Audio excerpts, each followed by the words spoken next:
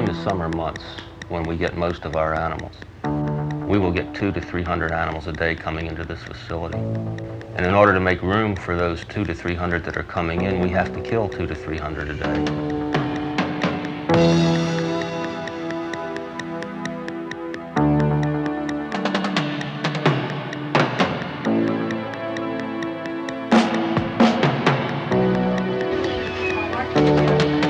It's amazing to us who work in humane societies to listen to the reasons why people turn animals into us and don't want them anymore. We live in a throwaway society. Animals are thrown away like the trash, like bicycles that aren't used anymore. One woman didn't want her Siamese cats anymore because she redecorated, and it didn't match the furniture. That sounds amazing, but that's the truth. Other people don't want them for a myriad of reasons. They bark too much, they don't bark enough, they're too playful, they're not playful enough. And we hear people say to us, gee, we let her have one litter of puppies because we wanted our children to see the miracle of birth. A very wise person years ago in the humane movement answered that statement by saying, fine, when the puppies have grown up and you can't find home for them and you bring them to us, bring your children down and let them watch the miracle of death.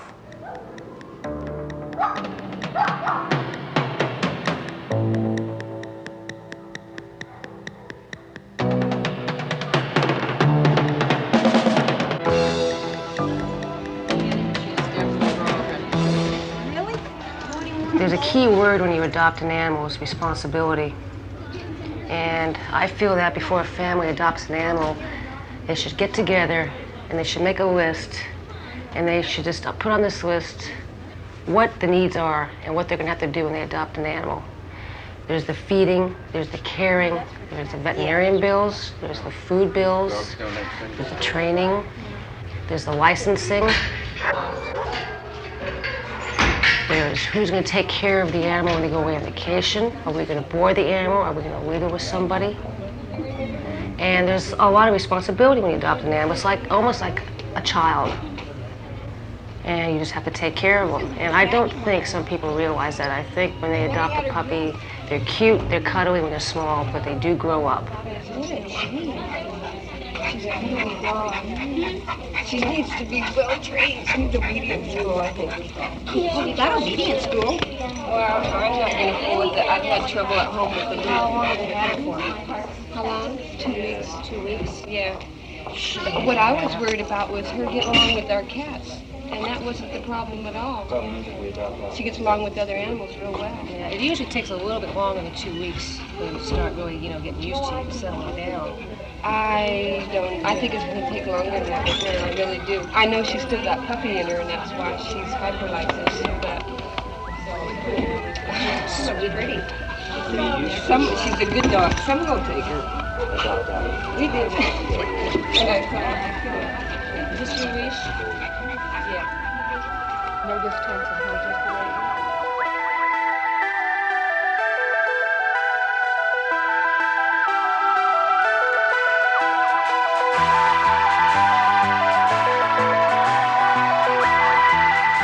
I get very, very close with the animals. I feel I do get attached, and it's very hard.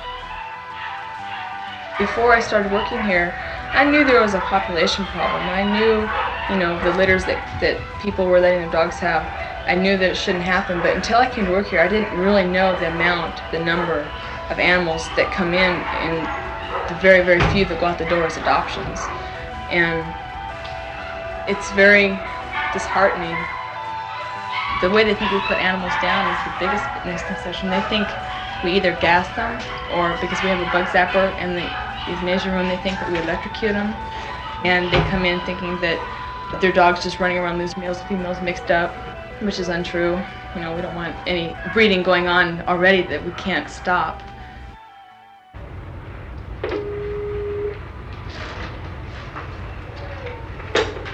Hello? The animal control people abandoned the animals and boarded them up under a house? Okay, yeah, let me come down there and look at the file, and we'll call them right away. The Humane Society is here to prevent cruelty to animals. That's our purpose. We do a lot of things towards that purpose. We educate. We have 2 people in the schools that are going out. We put out a magazine. We talk to people on the phone. We handle over 600 calls a day during the summer. We investigate when there's cruelty. And we do all these good things to help animals, to keep them as well as we possibly can keep them. And then we kill them. We kill them because there's not enough room. We kill them because there are just too many of them.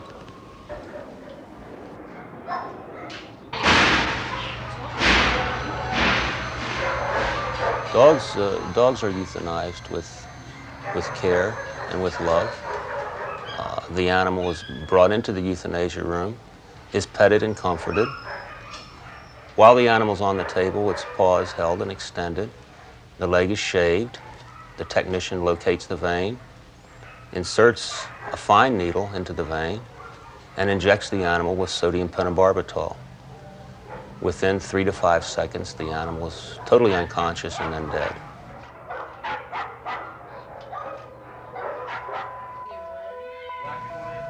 Cats are a little more difficult because their veins are smaller, and they sometimes are a little more recalcitrant than dogs. And a fine needle, a very fine needle, is inserted into the stomach cavity. It's called an intraperitoneal injection. Within a minute or 2, that animal is unconscious and dead.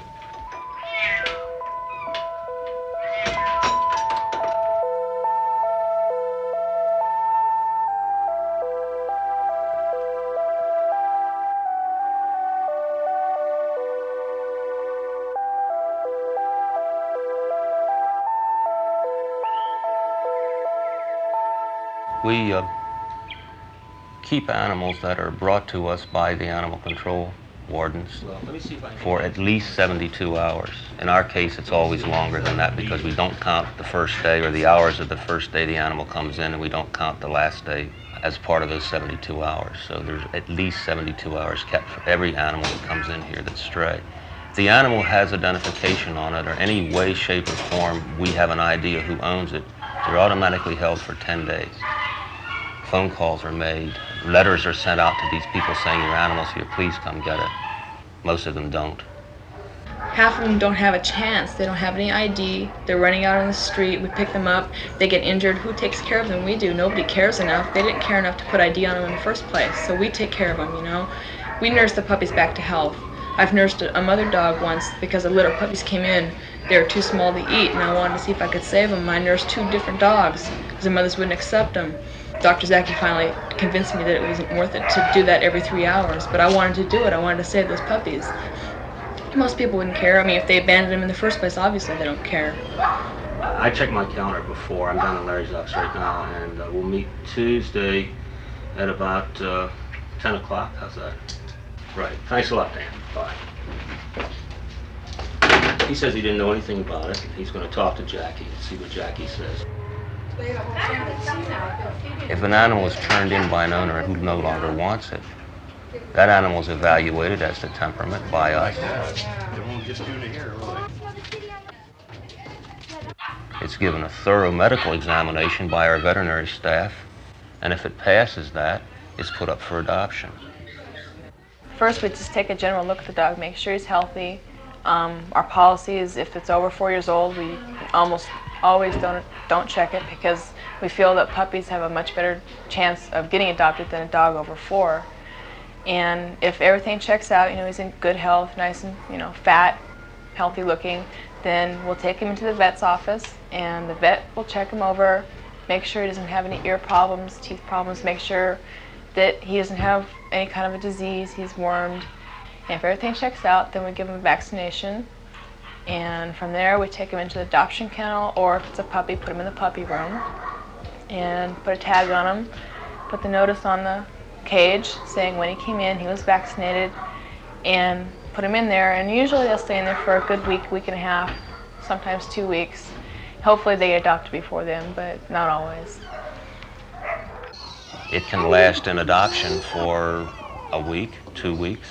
Some special ones longer. We shouldn't do that. We should treat everyone the same, but we all fall in love with them as as we are wont to do from time to time. So some animals will stay longer than 2 weeks, and miraculously they get adopted, and that's when we feel great. And we even have a little sort of an inner party with the people that adopt them and thank them for taking this special animal that we liked and interact with them in that way. And hopefully that'll make that animal be in a home a lot more permanent than it was before it came here.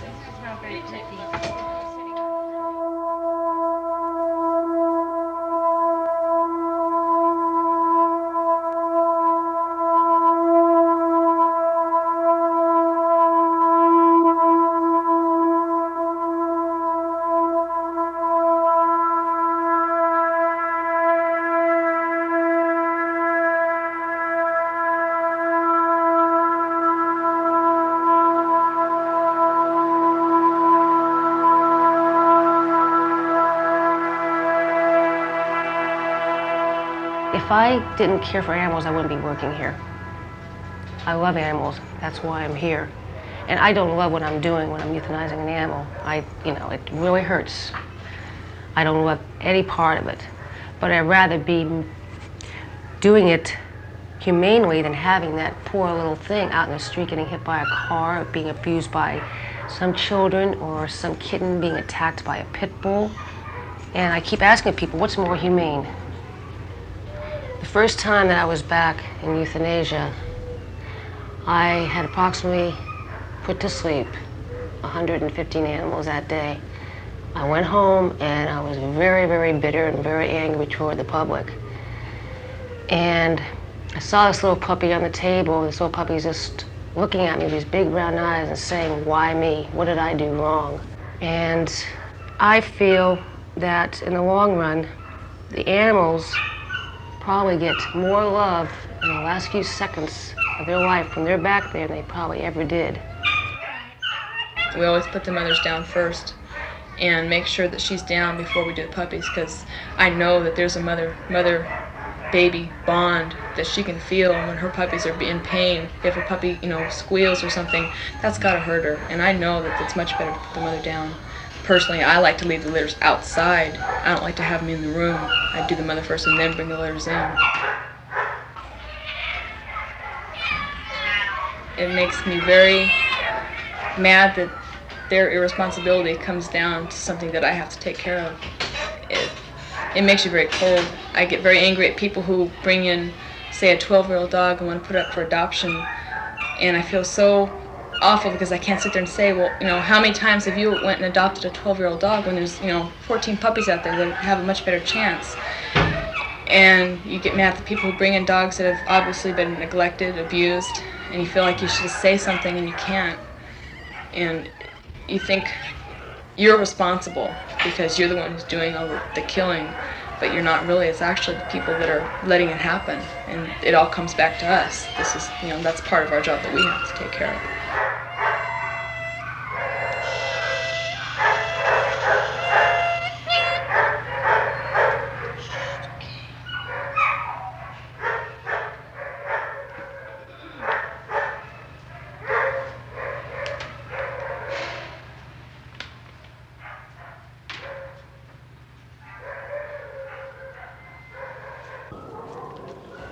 We are handling 40,000 live cats and dogs a year in this facility, and that's unconscionable.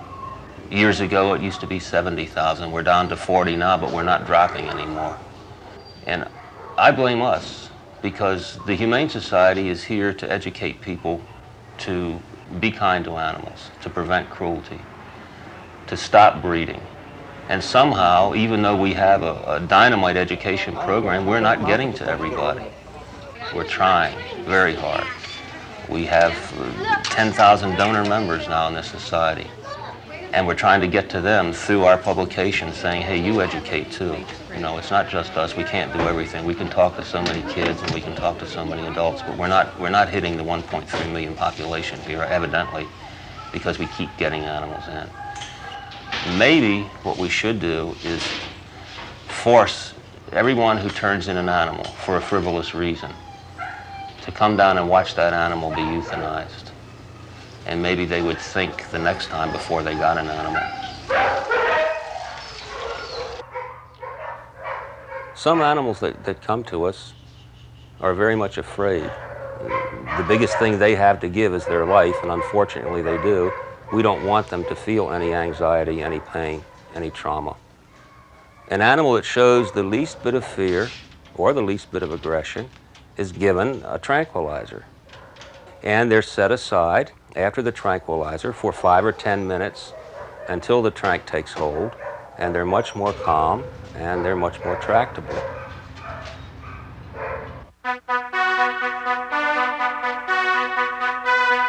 When rigor mortis has started to set in, the animals are placed in barrels and put into the freezer. 3 times a week, a trucking company comes down, picks up those barrels with a specially devised truck, and takes them to the rendering plant in the Sacramento area. There the animals are rendered into primarily bone meal, which is used as fertilizer. Some fats are used that come from the animal. We become the villains in this piece because people don't want them anymore. You know, the mother goes out and gets pregnant, comes back and has a litter of puppies, and they, oh, aren't they cute? And then 4 weeks later, we can't keep them. Well, they, you know, bring the puppies in. Do they spay the mother? No. They let her have another 3 or 4 litters. Oh, we can't keep them. Bring them down after every 4 weeks. And all they have to do is spay the dog. They don't want the litters. Why are they letting her have them? And we are the ones that have to sit there and deal with it. We're the ones that have to put him down, knowing that this puppy is perfectly healthy, he's cute, he's happy, but nobody wants him. He's going to sit there forever. No one's going to come and adopt him. I don't think that telling them that 15 million cats and dogs in this country are killed every year is good enough, because they don't relate to that. I think we have to go on a whole new educational program, and we have to tell people, hey, you don't want the dog spotting on your carpet, get it spayed. You don't like the male cats coming around and yowling under your window, get that cat spayed. You don't like to see your male cat come home with his ears torn and bloody, get him neutered. You don't like to see the male dog put out in the yard and jump the fence because he smells a female in season, get him neutered. We hear in Europe that there's not too much of a stray dog and cat problem because it costs a lot more to get a license to own one, and the laws are enforced better over there, so they tell us. Maybe we need a law, I know we need a law that says that no animal shelter or pound can adopt an animal unless they get it spayed or neutered. And if they don't do that, they're going to be violating the law. They're going to have penalties brought down upon them.